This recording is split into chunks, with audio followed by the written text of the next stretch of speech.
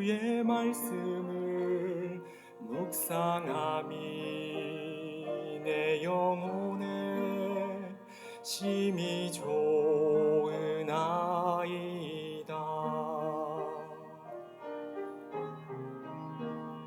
여호와여 주님을 경외함이 생명보다 더 나으나이다. 내 안에 주의 말씀을 내 입에 꿀보다 더 달고 주님을 경외하는 내 마음 생명보다 더 귀하나이다.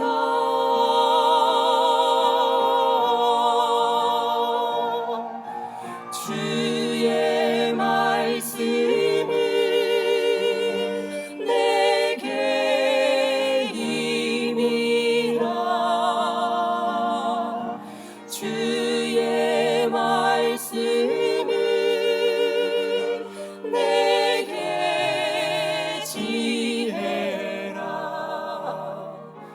여호와여 주의 말씀을 묵상함이 내 영혼에 심히 좋으나이다.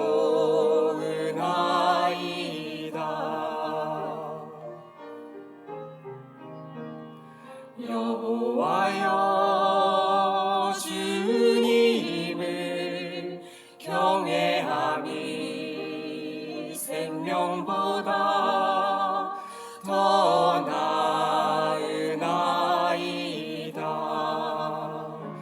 내 안에 주의 말씀을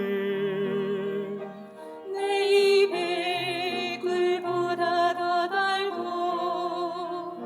주님을 경외하는 내 마음 생명보다 더 귀하나이다.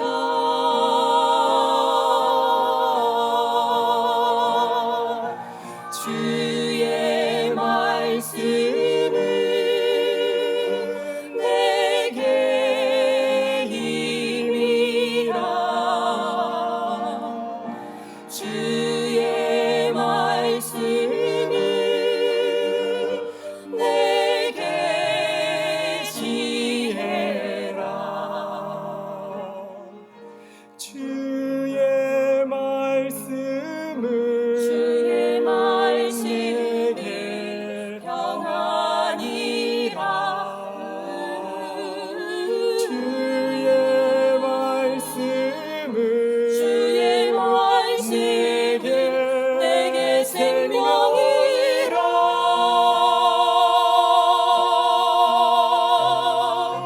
주의 말씀은 내게 기쁨이라. 주의 말씀은 내게 안식이라.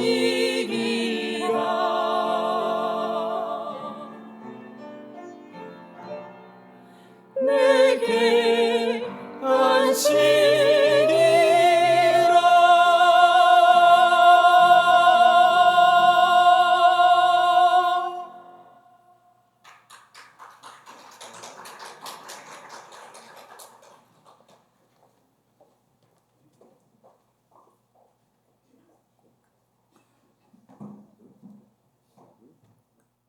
하나, 둘.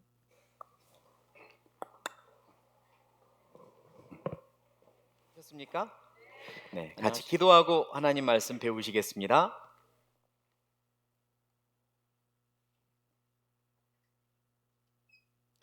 살아계신 하나님, 저희를 만드시고 저희를 구원하시고 저희 삶의 주인이 되어 주셔서 감사합니다.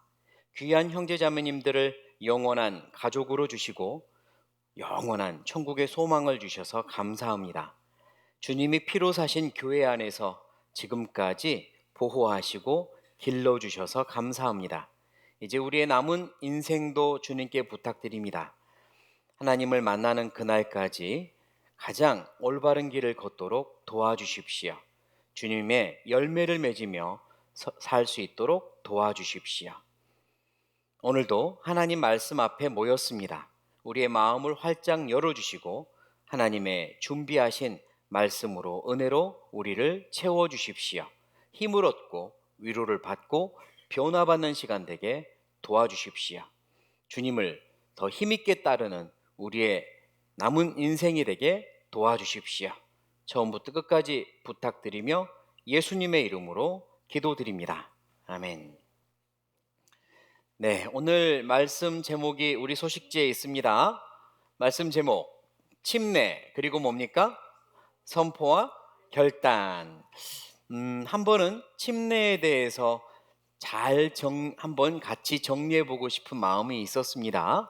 이 침례가 어떤 의미가 있는지, 얼마나 중요한 의미가 있는지, 또 침례식을 받은 그리스도인은 어떤 마음으로 살아야 하는지 이에 대해서 한 번은 꼭 정리하고 싶었어요. 마침 오늘 그런 시간이 되었습니다. 제목을 사실은 짧게 줄인 겁니다. 제가 원래 계획한 제목은 침례, 그 장엄한 선포, 비장한 결단, 이렇게 잡았었는데 좀 긴 것 같아서 선포와 결단이라고 했습니다.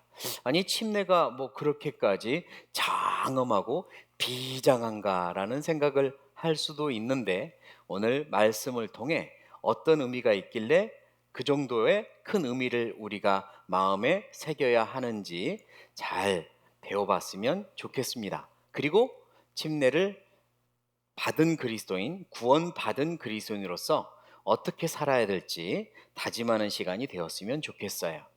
아까 우리 암송전에 서로를 돌아보며 인사말로 고백했습니다. 뭐라고 고백했죠? 사랑합니다 했습니다. 내 세상엔 말로 하는 고백은 많죠. 사랑합니다, 약속합니다, 믿습니다. 그런데 말보다 더 진짜 힘 있는 고백은 행동으로 하는 거예요. 진짜 사랑하면 결혼하세요. 결혼은 사랑합니다, 당신만 사랑합니다, 오직 당신만, 다른 어떤 방해도 유혹도 다 필요 없이 당신만 사랑합니다 라는 행동의 고백이 결혼식이라고 할 수 있습니다. 침례가 그렇습니다. 구원을 받고 예수님이 나를 구원하셨습니다. 예수님이 나의 주님이십니다. 이제는 주님을 따라 신앙생활 하겠습니다 라는 구원받은 이후에 입술의 고백, 다짐이 행동으로 나타나는 비장한 선포가 침례입니다. 그래서 과연 침례가 어떤 의미가 있는지 오늘 함께 배우려고 하고요. 먼저는 침례랑 구원이랑 헷갈리는 분들이 있고 또 잘못 설명하는 분들이 있어서요.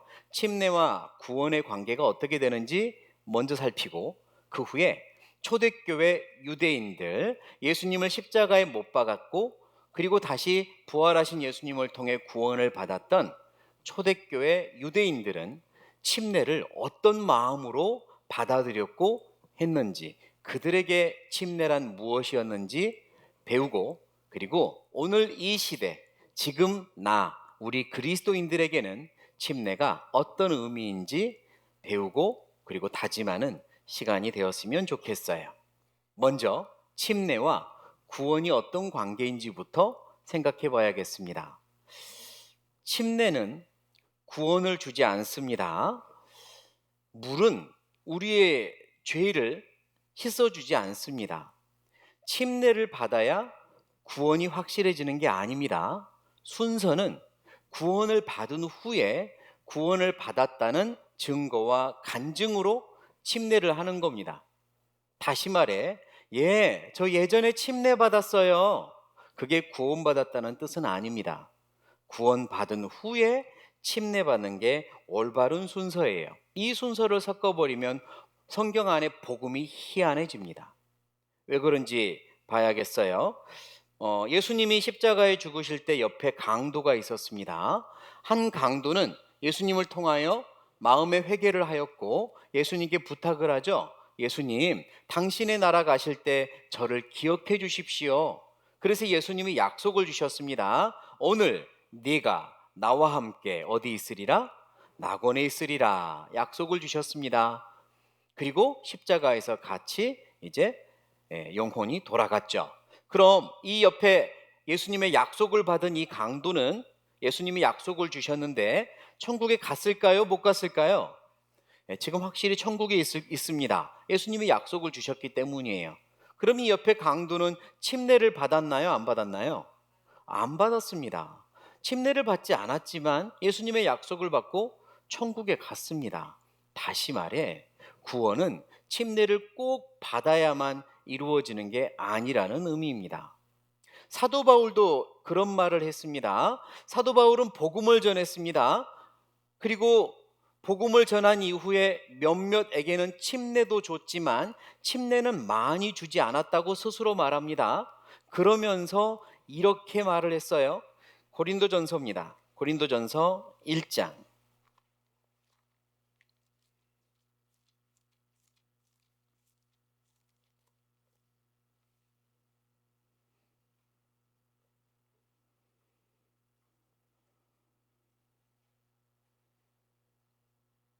1장 14절부터 제가 읽어보겠습니다. 고린도전서 1장 14절부터입니다. 그리스보와 가이오 두 형제 외에는 너희 중 아무에게도 내가 세례를 주지 아니하는 것을 감사하노니. 여기 세례가 침례입니다. 우리 한글 번역으로 이제 되면서 세례라고 번역을 했지만 영어로는 베프티즘, 물에 들어갔다가 나오는 침례입니다. 그러니까 내가 침례를 주지 아니하는 것을 감사하노니 이는 아무도 나의 이름으로 바울의 이름으로 세례를 받았다 말하지 못하게 하려 함이라. 내가 또한 스데바나 집 사람에게 세례를 주었고 그 외에는 다른 아무에게 세례를 주었는지 알지 못하노라. 그러니까 바울은 복음은 전했지만 세례 주는 거는 많이 하지 않았어요. 그러면서 17절에 말합니다. 같이 읽겠습니다. 그리스도께서 나를 보내심은 세례를 주게 하려 하심이 아니요 오직 복음을 전케 하려 하심이니 됐습니다. 자기는 복음의 일꾼이다 이거예요. 나는 많은 사람들을 만나 복음을 전하려고 부름을 받았고 보내심을 받았지 세례 주라고 침례 주라고 부르심 받지 않았다. 자, 그 말은 복음을 전하는 것과 침례가 같다는 겁니까? 다르다는 겁니까? 다르다는 겁니다. 복음 전하는 것과 침례는 다른 거다라고 말하죠. 나는 복음을 전했고 침례는 덜 주었다. 다시 말해 구원은 침례랑 다릅니다. 구원받은 이후에 구원받은 증거로 선포하고 결단하고 하는 게 순종하는 게 침례지 침례를 받아야 구원받는 거 아닙니다. 예수님도 이런 설명을 하셨어요. 예수님 마가복음을 찾겠습니다. 마가복음 16장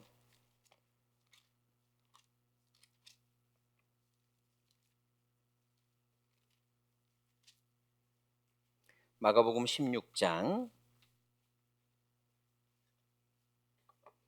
15절입니다. 15절입니다. 제가 읽겠습니다. 또 가라사대 너희는 온 천하에 다니며 만민에게 복음을 전파하라. 사명을 주셨죠. 복음을 전하라고 하셨습니다. 16절입니다. 믿고 세례를 받는 사람은 구원을 얻을 것이요. 같이 읽겠습니다. 믿지 않는 사람은 정죄를 받으리라. 자, 정죄를 받는 사람은 침례를 받지 않은 사람입니까? 믿지 않은 사람입니까? 믿지 않은 사람입니다. 다시 말해 믿음의 여부가 구원을 믿었느냐 여부가 구원을 결정하지 침례를 받았느냐 받지 않았느냐가 결정하지 않아요.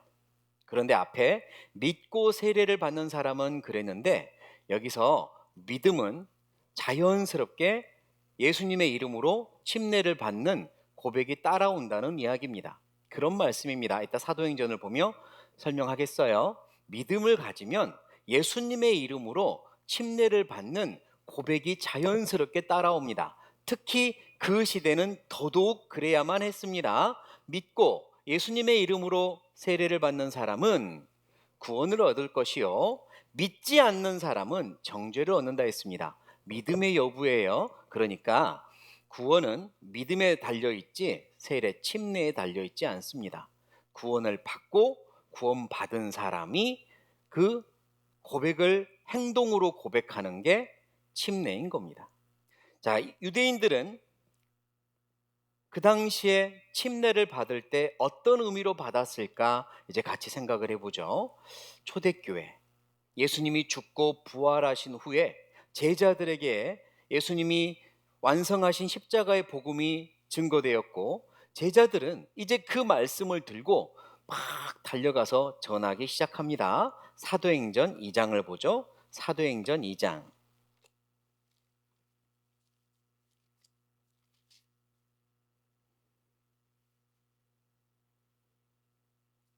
사도행전 2장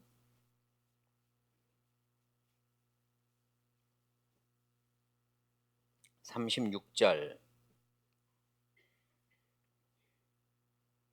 36절. 자, 제자들이 오순절 성령을 받고 뛰쳐나가 복음을 힘있게 전하기 시작하는 겁니다. 36절. 그런즉 이스라엘 온 집이 정령 알지니 너희가 십자가에 못 박은 이 예수를 하나님이 주와 그리스도가 되게 하셨느니라 하니라. 저희가 같이 읽겠습니다. 이 말을 듣고 마음에 찔려 베드로와 다른 사도들에게 물어 가로되 형제들아 우리가 어찌할꼬 하거늘. 자, 그들이 복음을 전하기 시작했는데 그 복음의 핵심은 뭐냐? 너희가 십자가에 못 박은 그 예수, 손가락질하며 저주했던 그 예수, 네가 어찌 하나님이라고 감히 말해? 이러며 침뱉고 모욕했던 그 예수, 그가 사실 우리의 주님이고 우리의 메시아다. 예수님, 우리가 잘못 알았다. 너희가 잘못 알았다. 예수님 그분이 죽고 부활하신 우리의 메시아 구원자다. 이걸 전한 겁니다. 그랬더니 그 말을 받아들인 사람들은 마음에 찔림을 받고 어떻게 해야 됩니까? 어떻게 해야 됩니까? 라고 묻잖아요. 그게 회개입니다. 어떻게 해야 되지? 내가 큰 잘못을 했네? 잘못 알았네? 잘못 살았네? 어떻게 해야 됩니까? 이런 반응이 자연스럽게 나타나죠. 이 반응이 있기까지엔 오순절 성령 강림 후 그들 앞에 선 많은 사도들과 제자들이 말을 전할 때 각각의 언어로, 방언으로 각각 듣고 큰 기적을 보면서 이건 보통 일이 아니구나, 이건 뭔가 큰 힘이 있구나 라고 압도되었고, 또 그들의 강하게 전하는 그 메시지 앞에 그들이 깨달은 겁니다. 그렇구나, 우리가 잘못했구나, 예수님 그분이 정말로 그분의 말처럼 나의 구원자셨구나, 그럼 나는 어떻게 해야 되지? 이런 거죠. 38절. 어찌할꼬 하니까 베드로가 가로되 너희가 무얼 하라고요? 회개하여. 첫 번째가 회개입니다. 회개하여 각각 누구의 이름으로? 예수 그리스도의 이름으로 세례를 받고 죄 사함을 얻으라. 그리하면 성령을 선물로 받으리니. 이렇게 말하고요. 41절 같이 읽겠습니다. 그 말을 받는 사람들은 세례를 받음에 이날에 제자의 수가 3,000이나 더하더라 그랬습니다. 자, 그들에게 있어서 침례, 여기 보면 방금 41절에 사람들은 세례를 받는다고 했죠. 그들이 받은 침례는요, 큰 회개가 있었다는 걸 의미합니다. 그들에게 있어서 회개란 뭐냐? 우리가 예수님을 잘못 알았습니다. 예수님 그분은 하나님과 동일한 분이셨습니다. 나를 위해 이 땅에 오신 나의 구원자였습니다. 그분이 정말 십자가에 죽으시고 다시 살아나셨습니다. 그분이 내 죄를 다 해결하셨습니다. 나는 이제 그분을 내 삶의 구원자로 믿고 받아들입니다. 지금까지 내 삶은 죄인의 삶이었고, 지금까지 내가 하나님을 믿고 살았던 믿음의 생활도 죄인으로서 살아온 믿음 생활이었음을 인정합니다. 그게 회개입니다.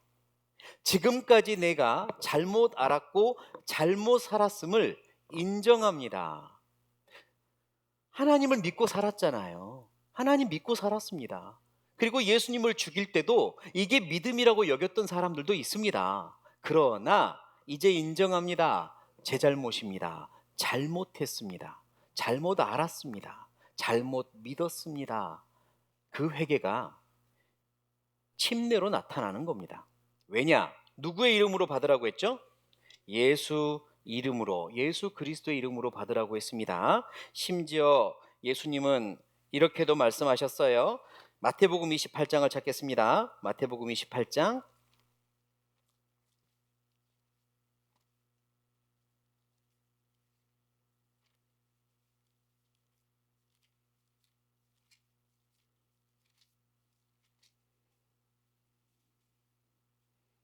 마태복음 28장 19절. 마태복음 28장 19절 같이 읽겠습니다.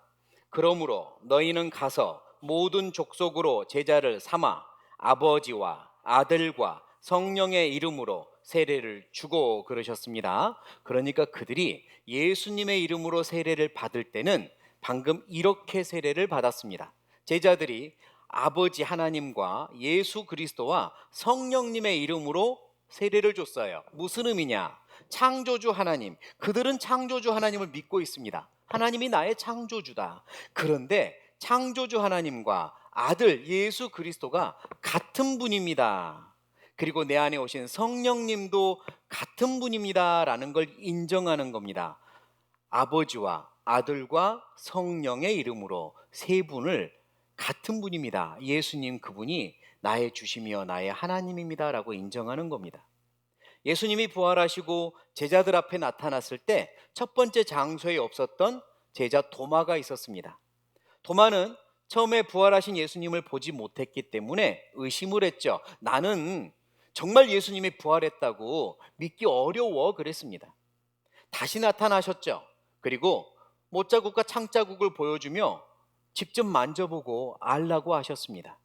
그때 도마가 고백을 하죠. 뭐라고 합니까? 나의 주시며 나의 하나님입니다. 이렇게 고백해요. 한번 따라해 보시죠. 나의 주시며 나의 하나님입니다.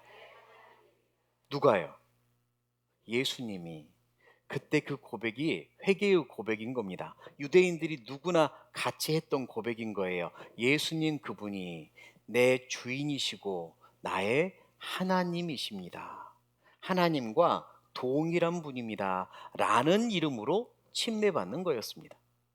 그래서 그들이 침례를 받을 때는 예수님의 이름으로 받는 거였기 때문에 지난 예수님에 대한 모든 잘못된 것들을 진정으로 회개하고 받아야만 했습니다.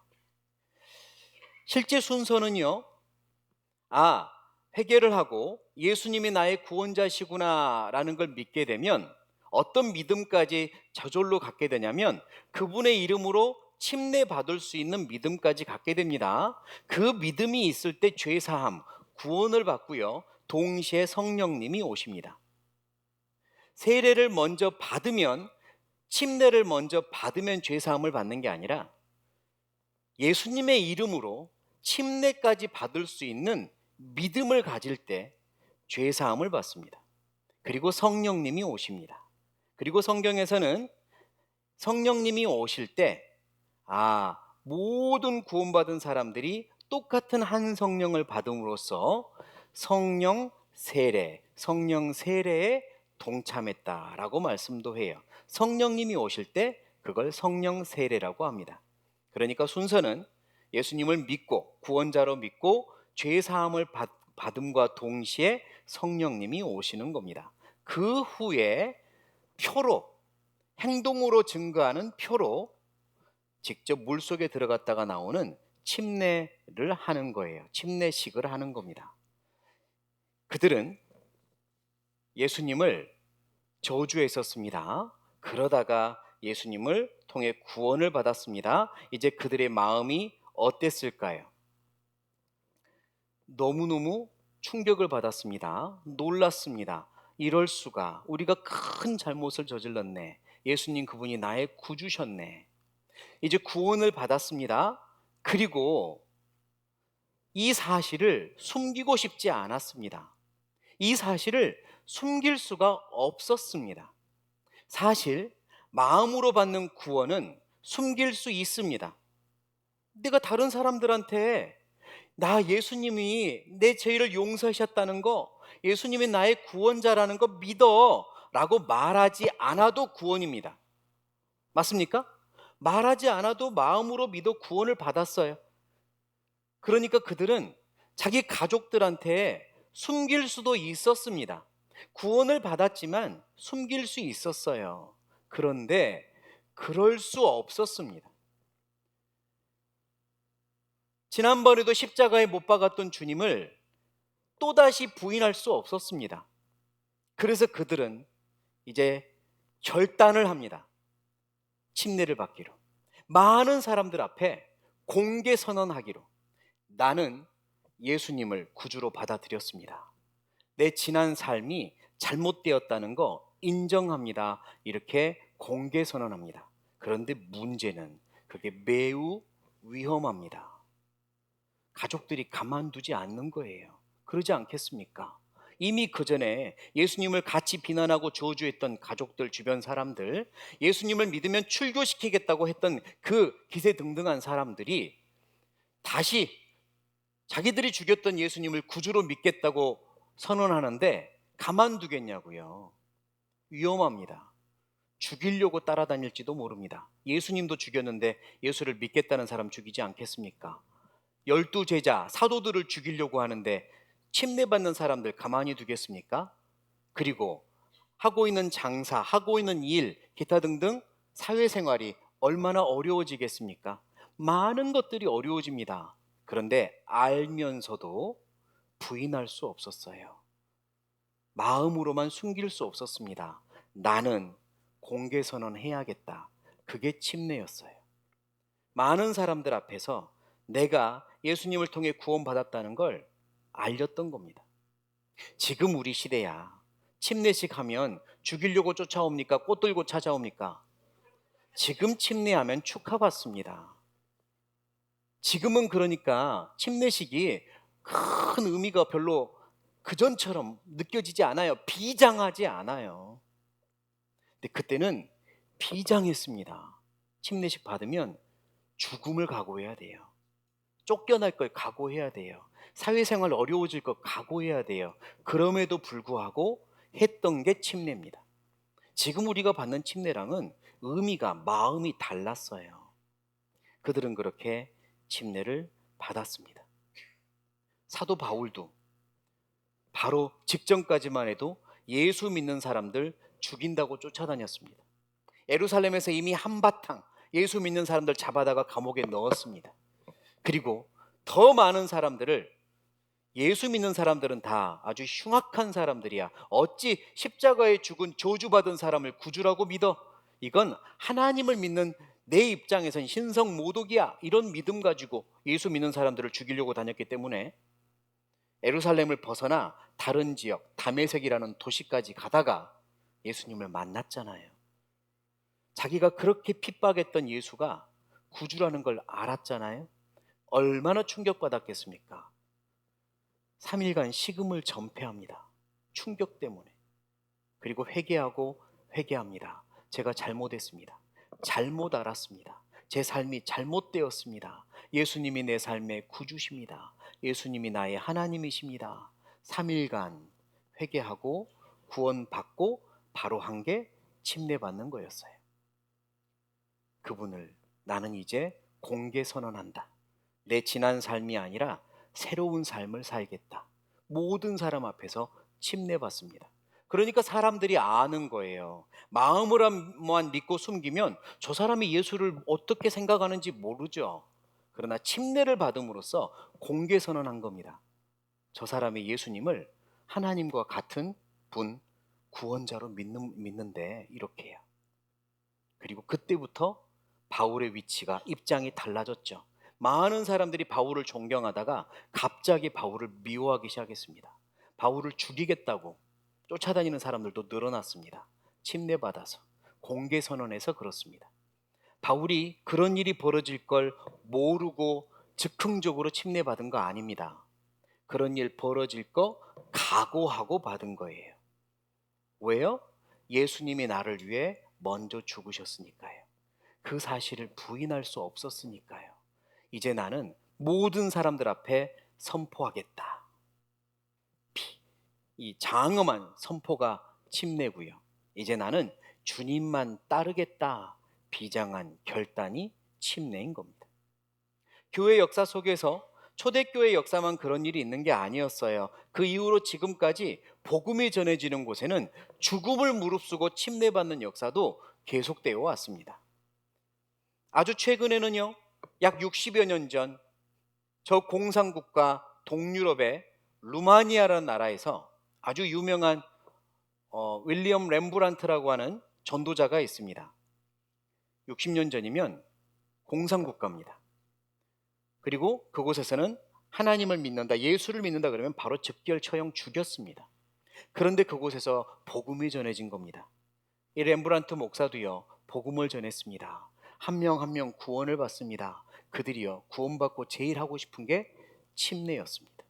그런데 루마니아는 겨울에는요, 너무너무 추운 나라입니다. 그냥 호수가 1m 정도로 얼어버려요. 호수가 얼음이 1m 정도 얼어버리니까 얼마나 추운지 알겠죠. 근데 그들이 침례를 받고 싶은 거예요. 물속에 들어가는 침례를 받고 싶은 겁니다. 대낮에 하면 누구든지 알고 고발하면 처형이잖아요. 그러니까 언제 받아야 되겠어요? 한밤 넘어 새벽에 받습니다. 새벽이면 제일 추워요. 그런데 침례 받겠다고 모입니다. 그리고 깹니다. 1m 얼음을 깹니다. 그리고 들어갑니다. 침례 주는 사람도 받는 사람도. 그냥 침례 목적이 아니라 그냥 들어가면 몇 초 내로 심장이 얼고 죽을 수도 있죠. 근데 그들은 죽음을 무릅쓰고 들어갑니다. 침례 그게 뭐라고? 침례 그게 구원을 완성시켜 주는 게 아닌데, 이미 구원을 받았는데도 침례를 받고 싶어 했어요. 나는 주님과 함께 죽고 부활하는 그 주님과 함께 그 고백을 하고 싶다. 선언을 하고 싶다. 그리고 결단하고 싶다. 그래서 들어갔다가 나옵니다. 근데 이제 렘브란트에 써놓은 이 기록들이 이제 출간이 되어가지고 다 알게 된 건데요. 지금 그분은 돌아가셨고, 어느 누구 하나 동상 하나 걸리지 않는답니다. 나오면 그렇게 환하게 웃으며 그렇게 기뻐한대요. 그 얼음 속에 들어가 침례받고 나오는 그들에게 침례의 의미는 뭘까요? 장엄한 선포입니다. 비장한 결단인 거죠. 좀 더 가까이는 제가 최근까지 선교했던 방글라데시라는 나라에도 비슷합니다. 수양회를 합니다. 그러면 자기 가족들, 친구들을, 영혼을 데리고 옵니다. 그리고 이제 성경 강연으로 복음을 전합니다. 나중에 1명, 2명 구원을 받습니다. 그런데 하나님을 알지 못했던 지인들이잖아요. 그들 중에는 종교적인 배경이 다 있죠. 어떤 이는 이슬람교, 어떤 이는 힌두교, 어떤 이는 기독교입니다. 그리고 데려오는 거예요. 그리고 구원을 받는 이가 있습니다. 정말 믿음으로 자기의 종교를 가지고 있었지만 구원에 대한 회의, 인생과 영혼에 대한 질문을 가지고 있던 이들이 분명히 있거든요. 그들이 구원을 받습니다. 또 기독교 배경이지만 분명히 하나님은 믿지만 영혼에 대해서 해방이 되지 않은, 저 천국에 확신이 없는, 그래서 고민하고 기도하는 그런 이들은 정말 구원 받습니다. 방글라데시에서요. 그런데 구원 받는 것까지는 좋습니다. 그리고 자, 구원 받는 사람 손 들어보세요 하면 손도 듭니다. 왜 드냐면 다 들어버리기 때문에 듭니다. 거기까지 드는 건 별 문제가 안 돼요. 그냥 다 듭니다. 그래서 너 손 들었어? 너 손 들었어? 이런 말 없어요. 다 들거든요, 그냥. 그런데 이제 침례식을 하겠습니다 하면 그때부터 고민이 시작됩니다.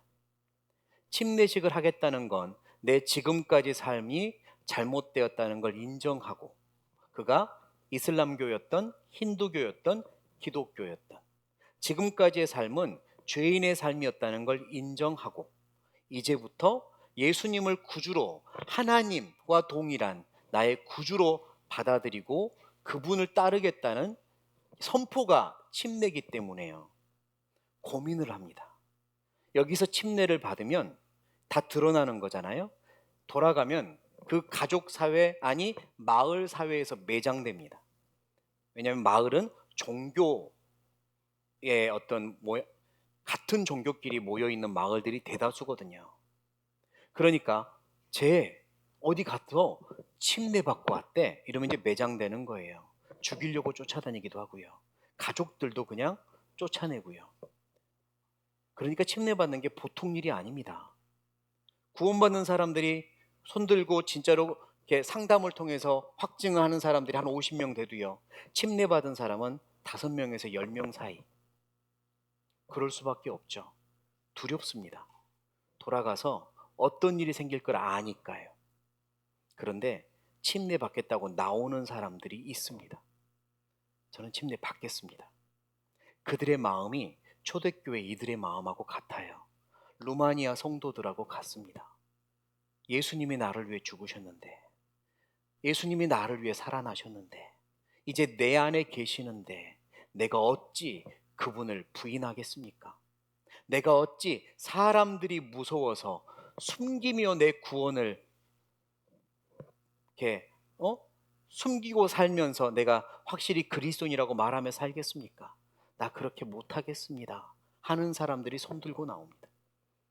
그리고 침례 받습니다. 같이 온 친구들, 같이 온 마을 사람들 다 보고 있는데 침례 받습니다. 그때 진짜 눈물 납니다. 그리고 기도가 됩니다. 이들이 돌아가서 어떤 일이 있을지 뻔히 아니까요. 기독교인들도 마찬가지입니다. 사실 핍박이 더 심합니다. 왜냐하면 지금까지 믿었던 것이 잘못된 죄인으로서 믿음 생활이었다는 걸 하나님을 믿고 있었지만 고백하는 게 침례거든요. 그러니까 돌아가면 이제 매장당하죠. 그럼 우리는 뭐냐? 우리는 뭐냐? 이제 이런 이야기 듣잖아요. 엄청 큰 핍박이 있습니다. 그런데 침례받습니다. 그게 바로 장엄한 선포, 비장한 결단입니다. 지금 우리나라에서는 그런 마음으로 침례받지 않아도 됩니다. 그러나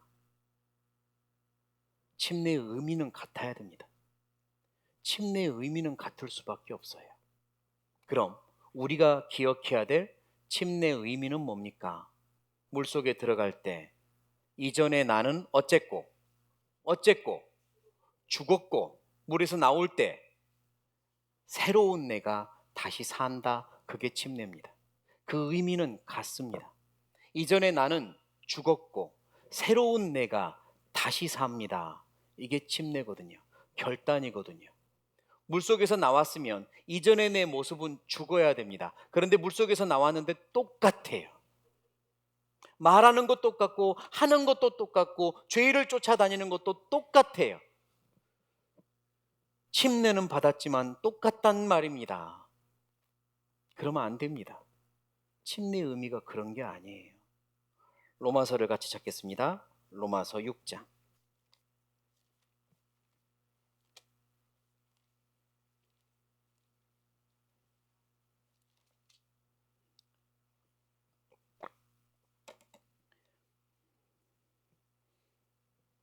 로마서 6장 3절 4절. 로마서 6장 3절 4절 같이 읽겠습니다. 무릇 그리스도 예수와 합하여 세례를 받은 우리는 그의 죽으심과 합하여 세례받은 줄을 알지 못하느뇨. 그러므로 우리가 그의 죽으심과 합하여 세례를 받음으로 그와 함께 장사되었나니 이는 아버지의 영광으로 말미암아 그리스도를 죽은 자 가운데서 살리심과 같이 우리로 또한 새 생명 가운데서 행하게 하려 함이니라. 3절, 우리가 세례를 받는 건 예수님과 함께 죽었다 살아나는 겁니다. 그래서 4절에 죽으심과 합하고, 그리고 4절 뒷부분에 살리심과 같이, 죽으심과 살리심이 같이 일어나는 게 침례입니다. 예수님이 죽으셨듯 나도 죽고 예수님이 살아나셨듯 나도 새 생명으로 새로운 내가 살아나는 겁니다. 그게 침례입니다. 그래서 침례를 받으면 조금 더 내 스스로에게 너 결단했잖아, 너 하나님과 약속했잖아 라고 말할 수 있습니다. 그리고 옛 습성이나 죄나 이런 게 올라오면 꾸짖을 수 있습니다. 넌 죽었잖아, 죽었잖아, 물속에 장사됐잖아, 올라오지 마, 너 죽었어. 그렇게 해요. 물 찌끄러요. 예? 이겨내세요. 너 죽었잖아. 우리는 묻었습니다. 이전의 나를, 이전의 죄를, 그리고 지금의 내가 살아났습니다. 그게 침례입니다. 그리고 침례는 한 번 받는 거지만 침례받은 삶은 영원히 가는 겁니다. 계속되는 거예요. 지금 우리는 침례받은 후의 삶을 살고 있습니다. 죽었고 살아난 삶이요. 그래서 침례식은 동시에 두 가지 예식이 한꺼번에 벌어지는 거라고도 말할 수 있는데요. 따라해 보시죠. 장례식, 결혼식, 한날 동시에 장례식과 결혼식이 벌어집니다. 장례식은 나를 묻어서 죽었고, 결혼식은 새롭게 하나님과 언약을 한 겁니다. 동시에 장례식과 결혼식이 이루어지는 게 침례식이에요. 이전에 나는 죽었습니다. 그리고 새로운 내가 하나님과 언약을 하고 하나님과 함께 살아가기로 다짐한 겁니다. 그게 결혼식이에요. 그래서 침례받은 이후에는 이제 하나님과 함께 삽니다. 내 남은 인생은 하나님과 함께 걸어갑니다. 하나님 외에 다른 데 눈을 돌리지 않습니다. 다른 어떤 것이 나를 유혹해도 나는 임자 있는 몸이라고 외칩니다. 하나님이 내 짝이다 외치는 겁니다. 그게 침례식입니다. 혹자는 이렇게 말합니다. 나 침례식 다시 받고 싶어요. 아, 왜요? 침례 받을 때 내가 그런 마음으로 받지 않고 하도 받으라 하니까 그냥 받은 거예요. 마음이 그런 마음이 아니었대요. 그리고 또 요즘 내 신앙생활을 보니 영 미지근한 게 침례라도 다시 받아야 뜨거워질 것 같아요. 뭐 그런 이유로 침례를 다시 받고 하는 거 봅니다. 혹시 여러분 결혼 생활하다가 좀 미지근해진 것 같아요, 우리 결혼식 다시 하자, 뭐 이런 분이 있습니까? 결혼 생활하다가 나 생각해 보니 결혼식 할 때 좀 결심을 하지 않고 결혼했다, 다시 하자, 그런 거 없잖아요. 한번 결혼식 하면 결혼 생활이 지속되는 거라 내가 마음이 좀 간절하지 않았네, 또는 지금 내 결혼 생활이 옛날과 같지 않네 싶거든 다시 마음을 새롭게 하고 뜨겁게 사랑하면 되는 거지, 다시 결혼식 해야 되겠다는 게 아닙니다. 다시 침례식 해야 뜨거워지는 게 아니라 침례의 마음을 새롭게 하면 됩니다. 사랑을 뜨겁게 하면 돼요. 하나님, 제가 죽었고 살아난 걸 기억합니다. 하나님과 함께 지금은 결혼 생활을 하고 있다는 거 기억합니다. 하나님, 저의 삶을 도와주세요. 더 뜨겁게 살겠습니다 하고 다시 마음을 새롭게 하는 게 필요한 거지, 식을 새롭게 하는 게 아니거든요. 베드로전서를 찾겠습니다. 베드로전서 3장.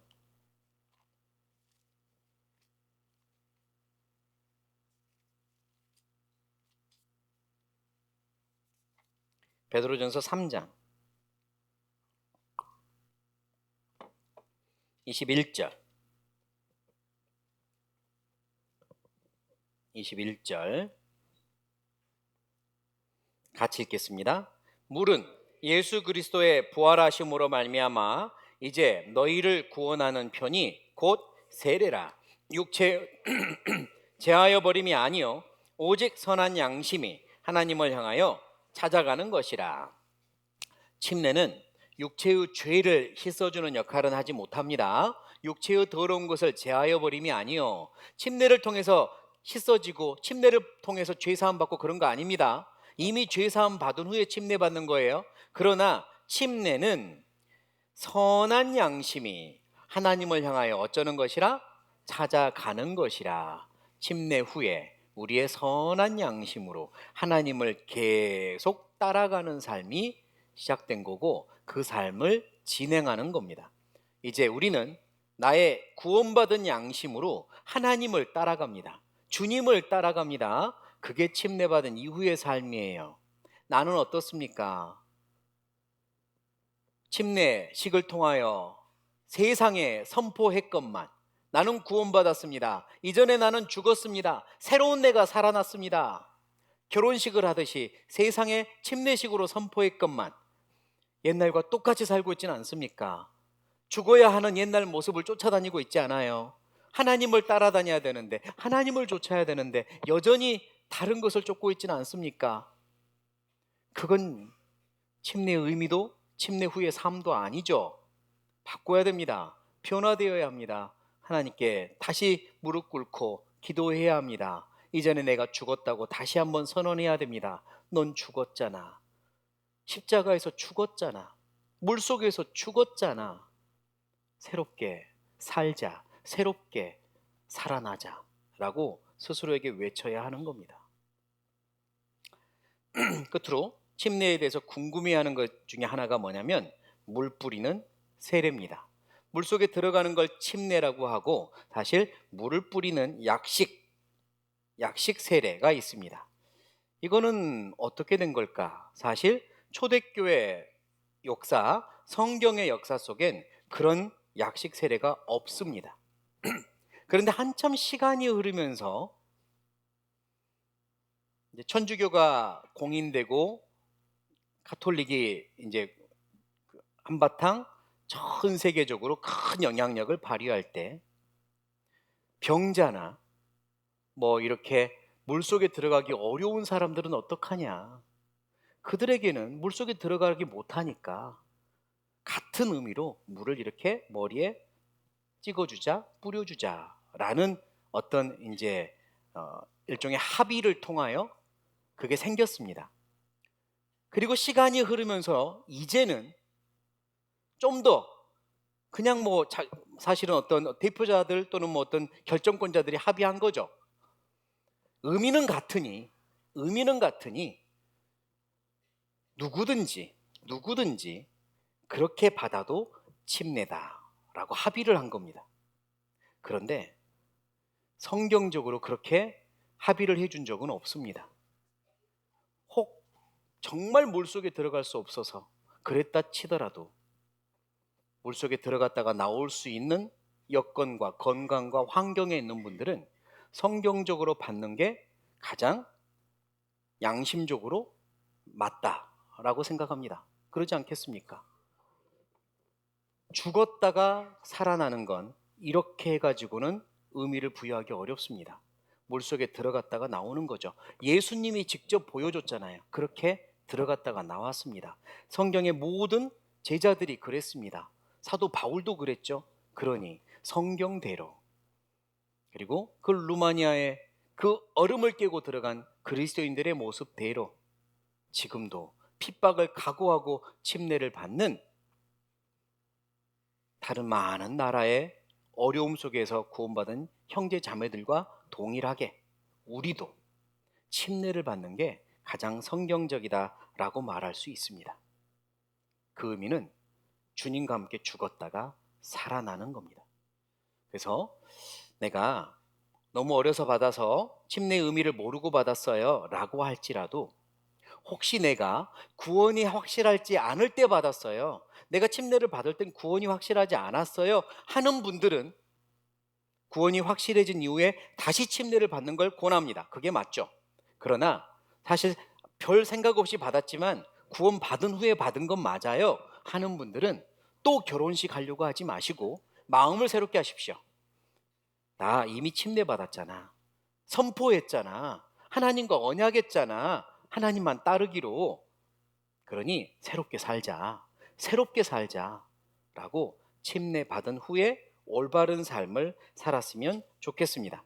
침례는 한 번 받습니다. 하지만 침례 받은 이후의 삶은 쭉 가는 거예요. 침례들 다 받으셨죠? 네. 그러면 침례 받은 이후의 삶은 살고 계시죠? 목소리가 대답이 좀 달라지네. 침례 받은 이후에 맞는 삶을 함께 살아봅시다. 네. 함께 살아야겠습니다. 그런 모습으로 삽시다. 침례는 장엄한 선포이고 비장한 결단입니다. 세상에 선포하시고 마음에 다시 한번 결심하시기 바랍니다. 같이 기도하겠습니다.